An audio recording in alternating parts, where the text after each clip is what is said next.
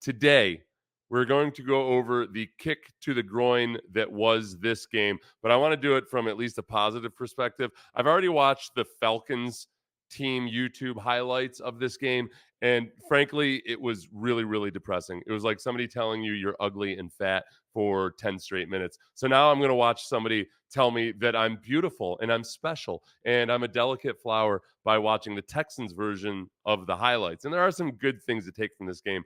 First and foremost, that CJ Stroud was really good in a clutch moment at the end of the game and played well enough to win. The defense just has to hold up its end of the bargain. This tends to happen to CJ when he plays in this stadium. Unfortunately, just like he did in the Peach Bowl, played well enough to win. Defense has got to get it together at the end of the game. So here we go. This is going to be a run play. Watch the defensive line who plays a penetrating style of football versus a good rushing team. If you're going to penetrate as a defensive line, you got to make the tackles too, or at least make it really easy for the linebackers. This is what it's supposed to look like.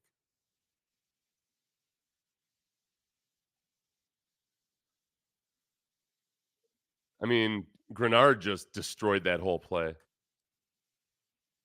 Pocket, quick, go. One thing you'll notice here, they actually did a good job. Even though they were being challenged at the line of scrimmage, the receivers, they were able to get free quickly. Good job on a release on the slant right here by Schultz. I backs, leads, powers, counters. This probably needs to be the domain of Damian Pierce.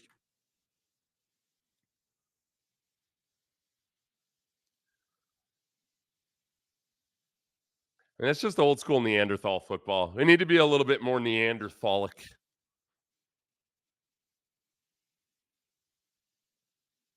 Lots of good Neanderthaling going on here. Empty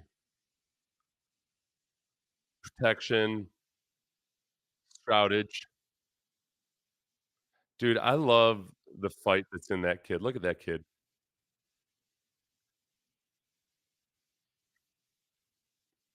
Exponential, Mark Schlereth. Okay, this was good. There were times today where let's go back. Ah, okay, watch. There's 4 guys at the line of scrimmage. Watch what the Falcons do, and they would do this more effectively other times. They're only rushing 3. They drop this little fella. By that, I mean a big dude into coverage. Any crossers coming across would be, potentially he ambushes them or he knocks them off their path. It doesn't really affect this play, but CJ does a good job of on time, in rhythm, finding him in the hole in that defense.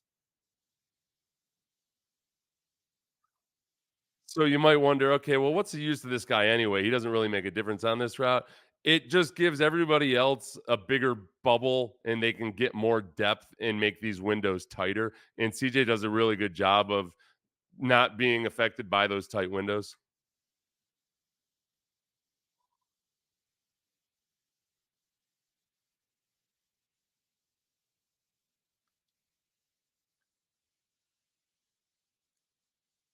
Good job, Petrie. There wasn't a great pass rush on that play either. It was a really good job by Petrie anticipating, but the pass rush was lacking. You can see on all of these, the D'Amico's rushing 4 and, would get a little bit more aggressive later on, but was trying to make up for the fact that the secondary was weakened and they were able to stop the run without having to commit hugely extra resources to it, like here. And that was a good sign. You can work with that. Mm. So many of these highlights, even against the run, have missed tackles. Like the swarming is so essential because these guys right now are getting runners down, but they're having to take 2 or 3 people to do it every time. Right now, they're like buckshot. They need to be like sniper bullets, where the first guy in takes the target out. Instead, they're just hitting him with as many little projectiles as possible, figuring one of them will be the kill shot. But watch this right here. This kill shot on an offensive lineman. And ready? Are you ready for it? Onomatopoeia.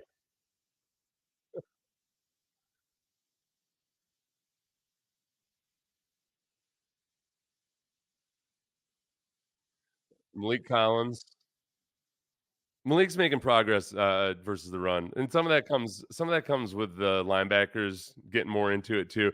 This defense wants guys getting upfield as defensive linemen. That means the linebackers got to do a really good job of flowing and adjusting on the fly, and that's starting, especially this last game in the first 2.5 to 3 quarters. That started to look a lot more like what I think D'Amico wants.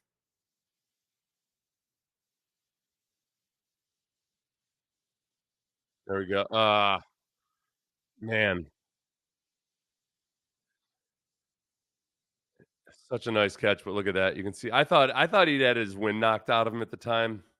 I hope he's gonna be just fine this week. It was a concussion for those of you who don't know.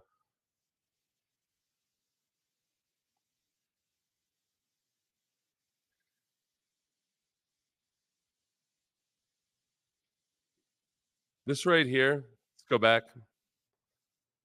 Right here, Khalil Davis there, this makes a difference. Having a guy who's got a thicker body type, able on his zone blocking scheme to hold the line like that. It's hard to do because you're moving laterally. It's easy to get tripped up or to go down and create a bigger seam.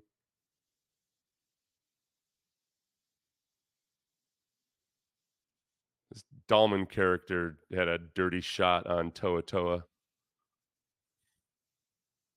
Not on this one, but earlier. Okay, another thing. Can we do something like can we start finding guys for not getting off the pile? There's a lot of pummeling to the midsection and groin going on down there. Not the fun kind either. Put an end to it.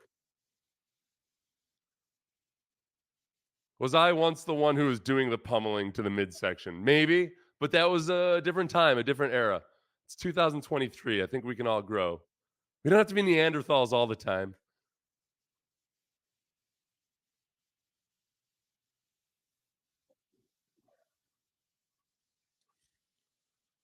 Pass rush. Get pass rush. Get pass rush. Ah, okay. Ooh,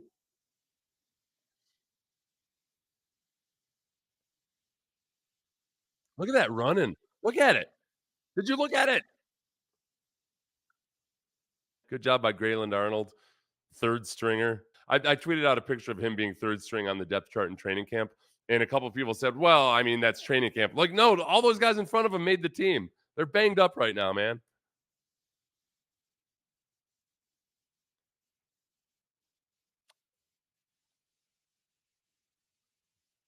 Just penetration by the defensive line, really nice, and good job by the linebackers too. I don't mean to short shrift the linebackers, but it starts with that penetration up front. And not getting washed either. They're getting vertical penetration. Last year, the Texans had a lot of defensive linemen that were trying to get penetration, but they would get washed as they were getting penetration. It just created these huge chasms.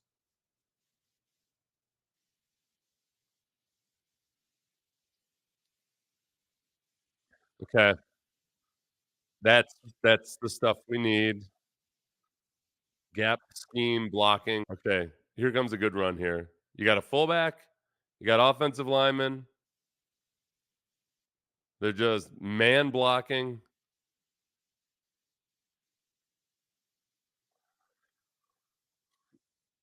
I think that's one thing that Bobby Slowick is gonna do hopefully now is really started to learn what his team is good at and what perhaps they struggle with. And I think with Damian Pierce, there's certain types of runs he can execute well. There's certain types that he can't. The offensive line, there's certain things the guys can do well that maybe they can improve on. Certain other things where you might say, all right, we just got to change our play calling. Oh, here it comes. 3rd and 9. Nice protection.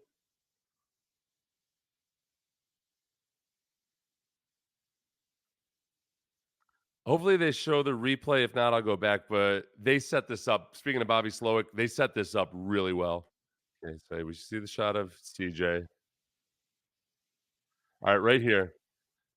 Right here. You see this. Mechie has already gone on and an out. Woods is going to curl right here. Schultz earlier, a couple series before, came over the middle on an in, and safety, not Jesse Bates, but the other one, had disrupted the play. We know that Jesse Bates loves to pick off rookie quarterbacks like he did with Bryce Young twice. And you know he's thinking that same thing. So watch Schultz right here. Instead, doop, beep, boop, boop. Oh, that's it. Hey guys. Look, there are some positives to build on off of this. I'm kind of heartened by how distraught everybody was after this loss. I feel like because the two previous victories had been not just upsets, but resounding victories, just blowouts, that I think people may have gotten a little ahead of themselves in terms of just where this football team is right now. I think this team can compete with many of the teams in the league, but they've got some talent deficiencies in many areas compared to some of the better teams. But I do think they're going to have to slug it out versus other average teams. But I do think they're an average team right now. They're going to lose some games you feel like they should have won, and vice versa. So as the week goes on, I'm getting more and more over this. Watched the film, saw that it's never as good as you think, it's never as bad as you think. But then I watched the Atlanta highlights and I was distraught all anew. So I had to come back and watch the Texans highlights. Please like, subscribe, all that stuff. Thank you very much.